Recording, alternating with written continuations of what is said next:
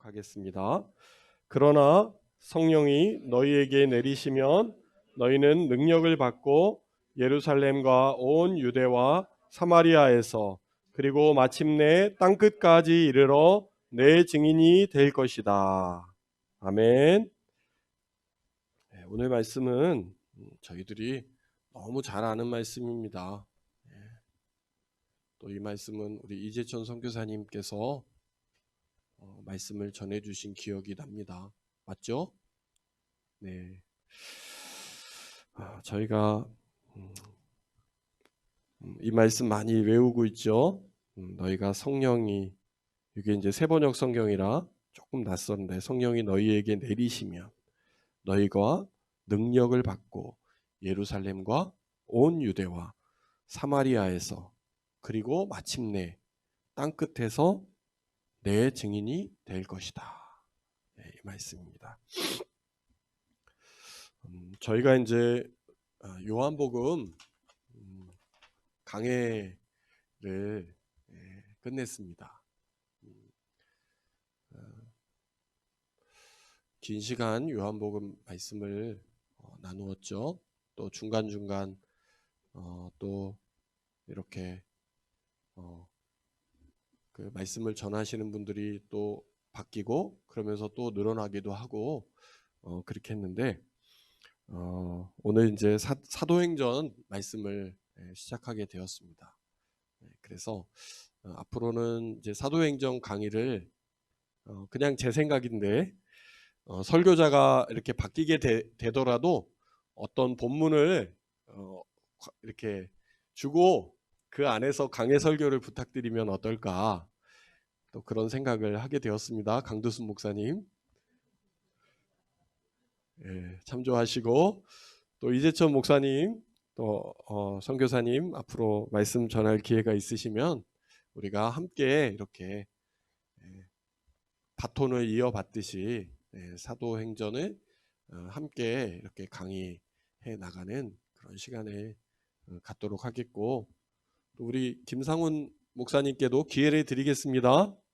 베트남에 언제 가실지 모르겠지만 빨리 안 가시면 또 설교할 수 있는 기회가 있을 것 같습니다. 일단은 우리 김상훈 목사님은 빨리 가도록 우리가 기도를 해드려야 돼요. 아직 그 두고 온 가족들이 베트남에 있어서 그렇고, 또 이재천 우리 선교사님도 사역이 또 이렇게 새롭게 열리는 그런 상황이어서 어떻게 언제쯤 계획이 있으세요? 6월 중에. 한 달 빨라졌어요. 7월 정도에 계획하셨는데 조금 더 빨리. 근데 인도는 코로나 상황이 좋아진다는 보도가 없어요. 지금 뭐 하루에 10,000명 얘기가 나오고 사망자가 1,000명에 이른다는 소식이 들려요. 맞습니까? 23만 명 하루에. 사망자는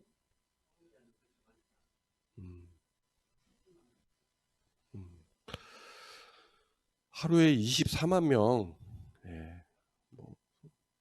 숫자가, 인구가 너무 많으니까 누가 죽었는지도 모를 거예요. 아마 인도는 사람이 많아가지고 그런 상황이 있는데, 또 말씀을 함께 나눌 수 있는 은혜가 있기를 소망합니다.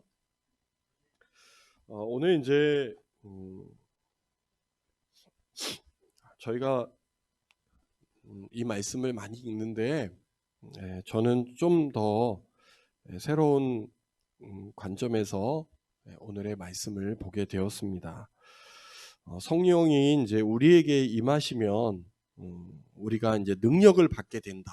그래서 온 예루살렘과 유다와 사마리아 모든 열방 가운데 나가서 내 증인이 될 것이다. 이렇게 말씀하셨는데, 과연 성령님께서 우리에게 주신 능력이 무엇일까에 대해서 오늘 함께 말씀을 나누고자 합니다. 성령이 임하시면 우리가 받게 되는 능력의 실체가 무엇이냐라는 거예요. 사도행전 1장 8절의 문맥은 이 능력의 실체에 대해서 아무것도 말하지 않고 있다라는 거예요. 저는 어렸을 때 이런 생각을 해봤습니다. 우리나라의 대통령이 예수님을 믿는 사람이 대통령이 되면 얼마나 예수님의 복음이 더 잘 전해질까, 그런 생각도 해보았고, 우리나라의 최대 재벌이라는 삼성그룹의 옛날에 이제 이건희 회장이었죠. 요즘에는 이제 이재용 회장인데, 이렇게 대재벌의 회장님이 예수님을 믿고 그 많은 기업의 재력으로 복음을 전하는 데 사용하면 얼마나 복음이 잘 전해질까. 또는 사회의 지도층, 의사, 검사, 판사, 기업가들, 권력을 가진 사람들이 예수님을 믿으면 얼마나 복음이 또 선교가 활발해질까. 여러분들도 그런 생각 하십니까? 그런 생각 하죠? 그래서 내가 훌륭한 사람이 돼가지고 주님의 복음을 잘 전하는 사람이 되어야겠다, 그런 생각을 했어요. 그런 생각을 하면서 지내다가 보니까 교회 장로님이신 대통령이 당선된 거예요. 누구예요? 네. 네. 이명박 대통령. 예. 소망교회 장로님이세요, 이명박 대통령은. 그래서 한국교회가 장로 대통령을 만들자, 그렇게 해가지고 열심히 선거운동을 했었죠. 그 전에는 또 김영삼 대통령이 또 장로님이셨어요. 그래서 또 장로 대통령이 우리나라에서 나오게 됐죠. 또 김대중 대통령은 또 가톨릭 독실한 신자였고, 김대중 대통령의 아내인 이희호 여사는 또 독실한 기독교 신자에다가 또 YWCA에서 아주 활발하게 활동하신 시민운동가 출신이셨어요. 그래서 많은 국민들이, 많은 크리스찬들이, 많은 종교인들이 이 사회가 더 변화될 것이다라는 그런 기대감을 가진 적이 있었습니다. 그런데 어떻게 되었습니까? 제가 보건대 장로 대통령이신 이명박 대통령이 집권하실 때 우리나라의 기독교가 부흥한 게 아니라 오히려 안티 기독교가 부흥이 됐어요. 안티 기독교가 뭔지 아시죠? 교회 나쁘다. 교회 다니는 사람을 나쁜 말로 개독교다, 개독교. 그렇게 기독교가 개독교가 되는 일이 이명박 대통령이 집권하실 때 그런 상황이 되었어요. 그래서 저는 느끼게 되었죠.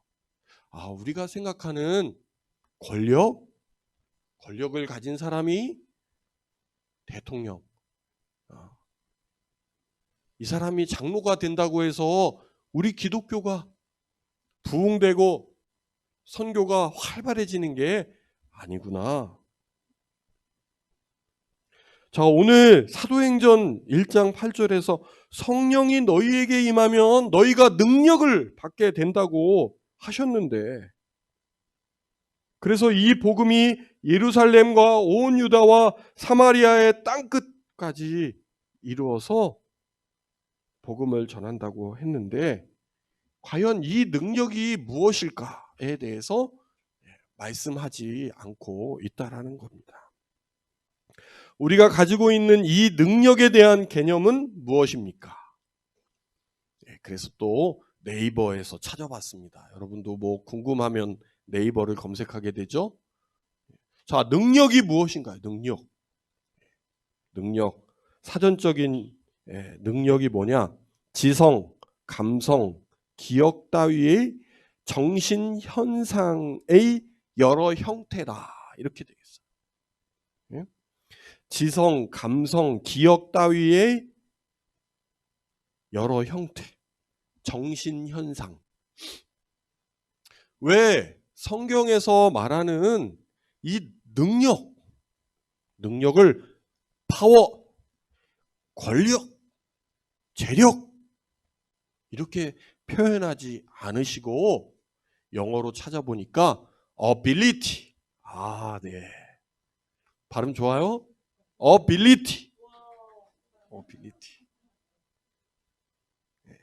지성, 감성, 기억.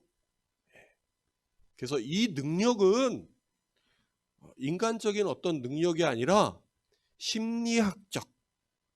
그래서 능력 심리학이라는 게 있대요. 능력 심리학. 심리학적인 능력을 표현하셨다는 거예요. 여러분 궁금하지 않으세요? 왜 성령이 너희에게 임하면 너희가 돈도 많이 벌고 성령이 너희에게 임하면 대통령도 되고 장차관이 되고 의사가 되어서 돈도 많이 벌고 그 벌은 돈으로 복음을 왕성하게 전하게 할 것이다. 이렇게 말씀하셨으면 얼마나 예수 믿는 사람이 늘어났겠습니까? 우리가 한때 예수 믿으면 복 받는다. 예수 믿으면 아들, 딸이 장가도 잘 가고 직장도 잘 얻고 성공한다. 맞는 말이긴 하죠. 그런데 그 말을 믿고 많은 사람들이 교회에 몰려든 때도 있었어요. 그런데 오늘 예수님이 말씀하신, 오늘 성경이 말한 성령이 너희에게 임한 이런 증거는 그런 것이 아니라는 거예요. 많이 받은 것은 적게 가진 것보다, 큰 것은 작은 것보다, 높은 것은 낮은 것보다, 또 감옥에 가두는 사람은 갇히는 사람보다 언제나 더 큰 능력이 있다. 이렇게 생각하시죠? 죽이는 사람은 죽는 사람보다 언제나 더 큰 능력이라는 것이 능력에 대한 우리의 일반적인 개념이에요. 권력, 돈, 부. 그래서 우리는 그 능력을 갖기 위해 열심히 애를 쓰고 노력합니다. 그런데 사도행전 1장 8절에 약속한 능력은 이러한 능력일까요? 가두는 능력, 죽이는 능력, 힘과 파워일까요? 그렇지 않다라는 거예요. 성령이 임하면 능력을 받는다는 것과 그 능력의 역할만 말씀하셨지 그것이 어떠한 능력인지에 대해서는 한마디도 언급하지 않고 있다라는 거예요. 능력의 실체를 알 수 있는 유일한 길은 실제로 성령이 임하고 능력을 받자 그 능력을 받은 사람들이 어떠한 일을 했는지, 어떠한 일이 일어났는지, 그것이 어떤 능력인지를 알 수 있다라는 거예요. 자, 그러면 사도행전 1장 8절 이후에 나오는 많은 사도들의 활동, 성령이 임한 후에 일어난 일들이 과연 어떤 일이었습니까?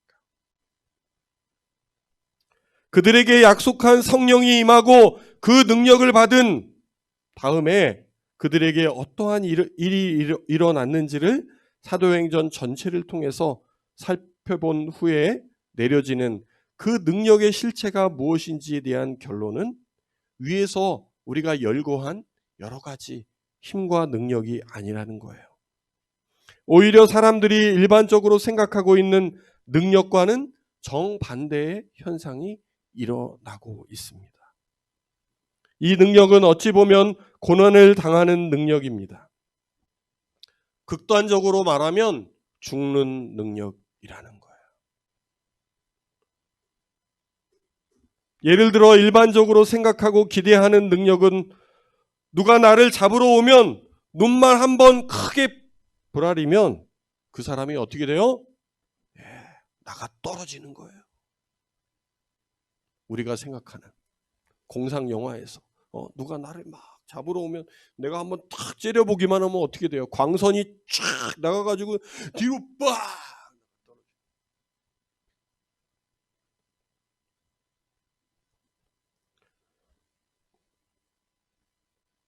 내가 손을 펴면 나를 향해 날아오던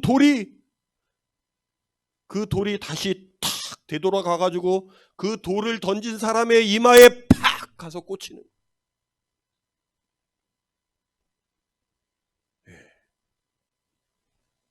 그게 우리가 생각하는 능력이라고 생각할 수 있을 것입니다. 그런데 성령이 임하고 능력을 받은 사람들은 한 번도 그런 식으로 능력을 행세하지 않았다는 거예요. 오히려 때리면 맞고, 가두면 갇히고, 빼앗으면 빼앗기고, 끌리면 질질 끌려가고, 그러다가 돌에 던져 죽으려 하면 그 노래에 맞아 죽어버리고 말았다는 것입니다. 사도행전 1장 8절이 말하는 성령이 임하심으로 받은 능력의 실체는 무엇입니까? 그것은 한마디로 어떤 상황에서도 복음 증거 사역을 포기하지 않는 능력이라고 결론 지을 수 있습니다. 어떤 죽음의 위협이, 어떤 죽음의 공포가, 어떤 시련과 어려움과 역경이 나에게 닥쳐오더라도 결코 포기하지 않는, 결코 죽음을 두려워하지 않는 능력, 그 능력이라는 것이에요. 예수님의 부활을 증언했다고 잡아 가두는 자들에게 그냥 잡혀가는 능력, 죽음이 생명을 위협하며 닥쳐올 때도 차라리 죽음을 당할 망정 증인됨을 포기하지 않는, 어떤 의미에서는 죽는 능력이라는 것입니다. 여러분, 왜 우리에게 많은 능력, 많은 권력, 많은 부, 화려한 외모, 대외적인 공신력, 그 많은 것들, 온 세상 만물의 주인이 여호와 하나님 아니십니까? 나를 더 똑똑하게, 나를 더 지혜롭게 하셔서 그 능력으로 주님의 복음을 땅끝까지 이르러 복음을 전했다면 얼마나 많은 역사가, 얼마나 많은 복음의 역사가 일어났을 텐데, 부족하고 어리석고 약하고 못난 저와 여러분을 부르셔서 성령의 능력을 우리에게 주시고 땅끝까지 이르러 내 증인이 되리라고 하신 그 약속을 수행하기를 원하시는 그 계획과 뜻이 무엇이겠느냐라는 것입니다.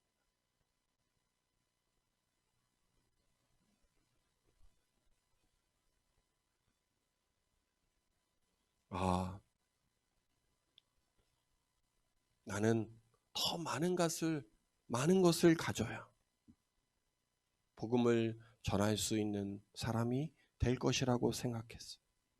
어느 정도 내 생활이 안정되어야, 어느 정도 내 자녀들이 성장해야 복음을 전할 수 있는, 더 편안하게 열방에 나갈 수 있는 그런 기회가 나에게 주어질 것이라고 생각했어요. 그렇지만 오늘 말씀하신 성령의 능력은 우리의 안정과 우리의 경제적인 능력과 우리의 포지션, 그것이 준비된 상태가 아니라는 것이죠.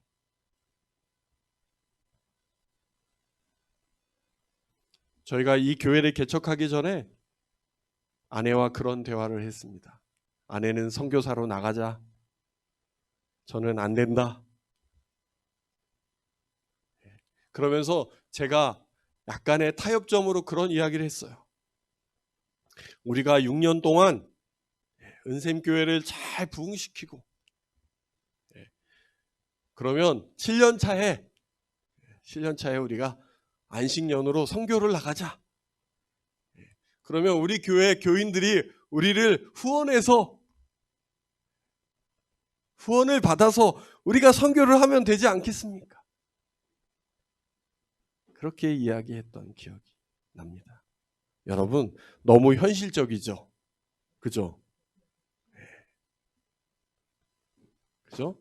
이제 우리가 선교사로 나가면 우리 교회가 잘 그 선교사를 잘 후원하면 얼마나 마음 편안하게 선교할 수 있겠어요.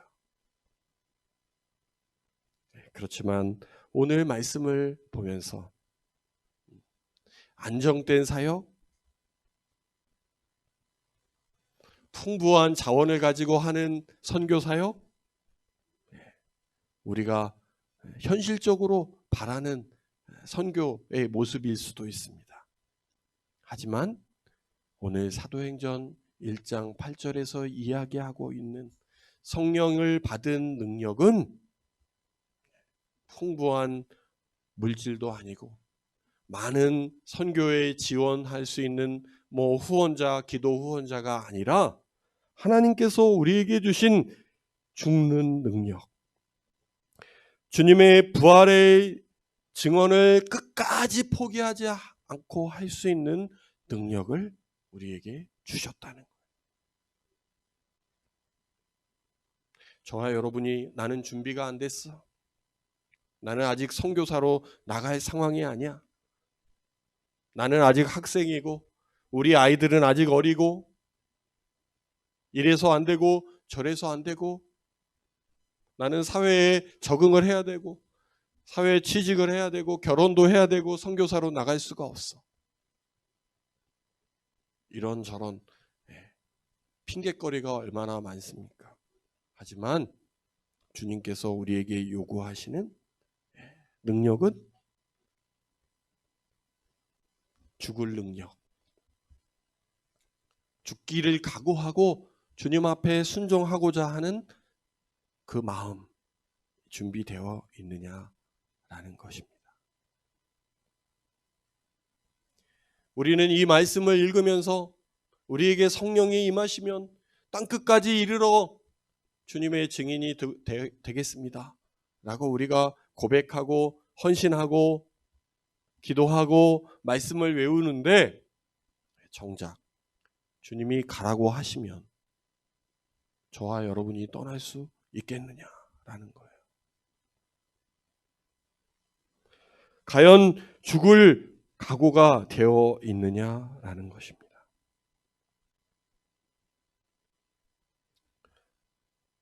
저는 오늘 설교 제목에 사도행전적 교회 이렇게 말씀 제목을 쓰고 첫 번째로 너희는 능력을 받고 라고 했습니다. 우리 교회가 사도행전적 교회가 되기를 소망합니다. 많은 한국 교회들이 신약 교회를 꿈꾸고 사도행전적 교회를 꿈꾸는데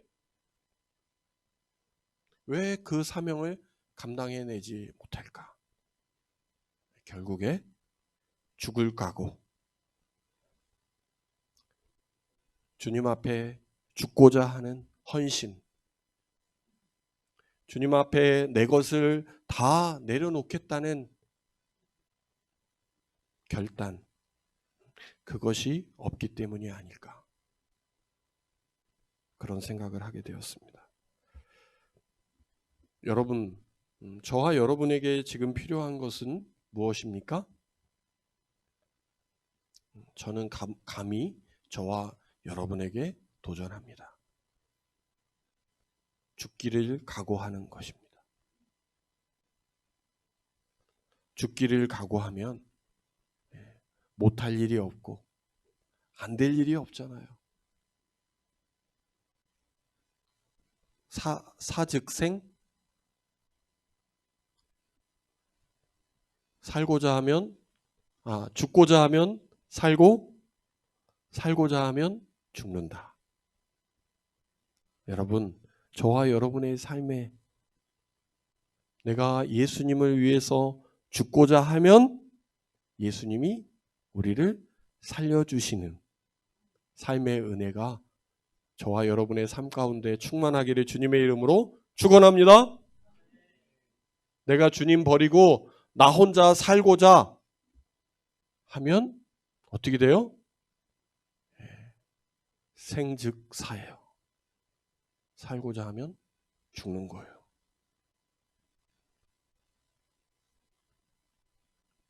복음의 능력은, 성령의 능력은 죽고자 하는 것입니다. 나의 자아를 죽이고 나의 목표를 죽이고 주님의 마음으로, 주님의 꿈으로, 주님의 비전으로 나를 다시 세우는